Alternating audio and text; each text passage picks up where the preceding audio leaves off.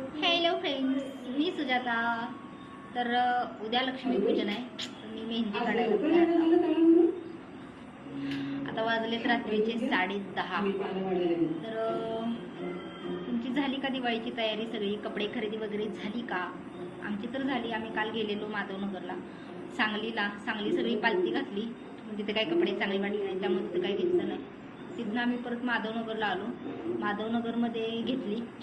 माधवनगरमध्ये दीपक एंटरप्राइजेसला कपडे घेतली, खूप छान मिळाली. परत तिथनं आम्ही परत आलो घरी. आज ऑफिस करून आले. आता घरी येऊन परत माधवनगरला जाऊन उद्या लक्ष्मीपूजनची खरेदी करून आलो.